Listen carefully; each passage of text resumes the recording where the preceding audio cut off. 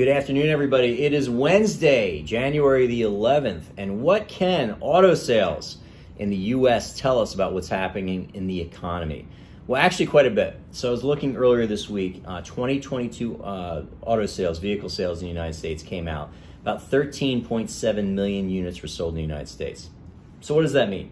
Well, from 16 to 19, say, pretty consistently, we saw about 17 million vehicles here in the United States. So 13.7 million, that's a number lower than we've seen at any point really since the financial crisis, 2008, 2009. Then you got to go back into some of these aberrations back in the 1970s to see a number that low. So what does that tell us? Well, a couple things. It shows us that the supply chain snafus and the labor issues that a lot of companies had 2020 to 2021 absolutely impacted production for sure, because the production was not there. People that absolutely had to have a car were willing to pay more. And to give you an idea, in 2019, the average price of a new car in the United States was about $36,000 a year. In 2022, it was about $48,000 a year.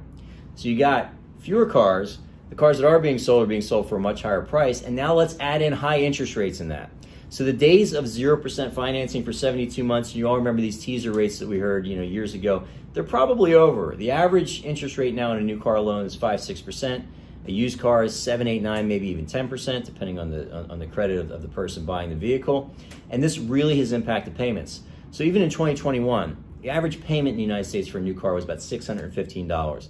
Last year, it topped $700 for the first time. So you're looking at affordability being a major issue here. And as rates are going up, because of obviously the decisions the Federal Reserve is making, the Federal Reserve continues to raise rates, you're going to see that kind of lag is a little greater in things like housing. In autos, that's a decision that can be very easily kind of put off and pushed back another year. I think you're seeing the result of the increase in interest rates hitting real time and hitting a lot faster.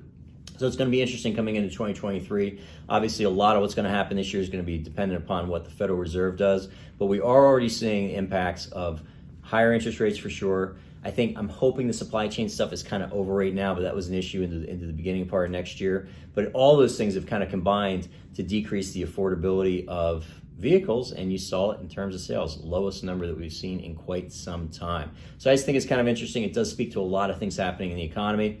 If this raises any questions, anything you want to talk about, please let me know. Otherwise, I look forward to sharing some more thoughts with you at some point later this week or next week. Take care and have a great day.